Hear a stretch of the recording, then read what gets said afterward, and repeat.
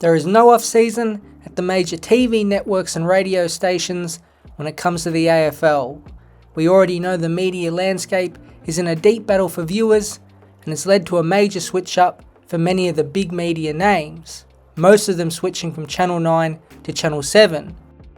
But as you are watching this video, the executives at Channel 9 are plotting their own counter-attack and have already eyed a couple former football stars to become their new leading men. The marquee name to join the Nine network is Essendon legend James Hird. He is set to be back on TV screens almost a decade after he was front page news and leading television news for his role with Essendon in their supplement saga. The club's former coach has been talked about a lot in the past few years. Hird joined GWS in 2022 in a formal leadership advisory role, and then was an assistant under Mark McVeigh, who took over as senior coach when Leon Cameron was sacked. Hird's name was also floated as a potential coach for Essendon, who decided to go with Brad Scott, and his latest involvement with football was with Port Melbourne in the VFL, who did offer him the senior coaching role, but Hird decided to decline it. However, he's not set to be on the Sunday Footy show, but filling the big shoes of Lee Matthews on the Footy Furnace. The show began last season and did have success, so clearly the Nine hierarchy think Hird, Jimmy Bartell and Tom Morris will continue to be a hit trio on the network. Hird will also take part as a panel member on the Tuesday edition of Footy Classified, which we will get to soon. Another former player who looks likely to head to Footy Classified is Rory Sloane. He has also been offered a coaching role at Melbourne, so Sloane has big career decisions to make in front of him. If he is to accept the role on the program, he will line up on the Monday night show. It's fitting, a former Adelaide great to replace a former Port Adelaide great in Kane Corns. Now Sloane has nowhere near the media presence of the Volcano, but according to The Age, he is seen as being a deep, honest thinker on the game and its stars. Adam Simpson was also floated as a potential addition to the show, but travelling issues due to him living in Perth meant no deal could be formalised, although he will be joining SEN on Breakfast Radio and AFL Nation. There will also be changes to the Wednesday edition of Footy Classified, the one hosted by Eddie Maguire. To avoid a direct collision with any Channel 7 program, the show will be moved to a Tuesday night. Hird will feature on this alongside Bartell, Maguire and journalist Damien Barrett.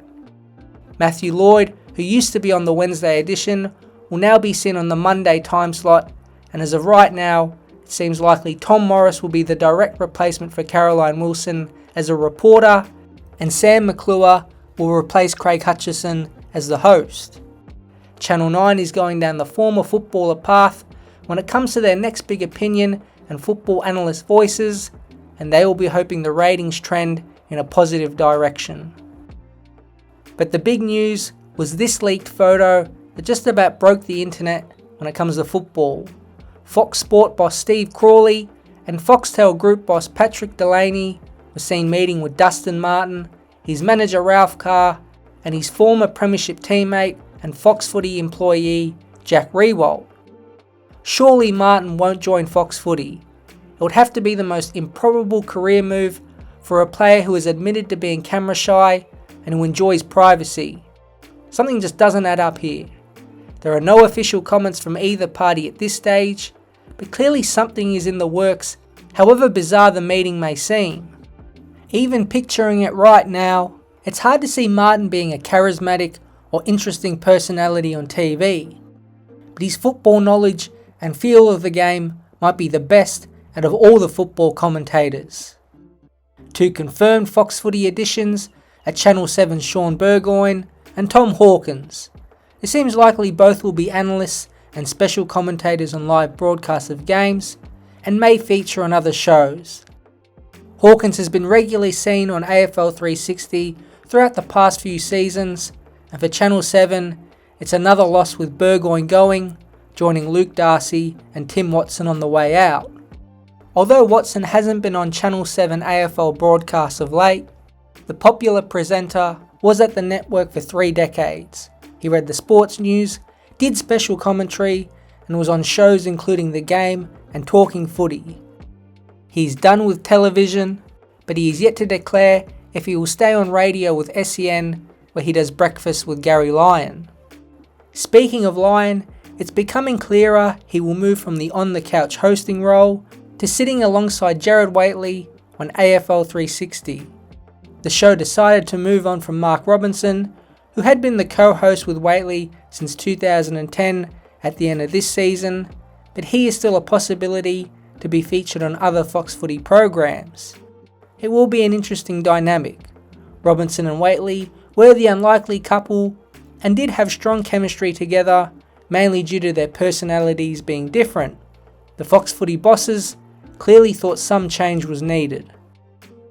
The radio waves will also see a few more changes.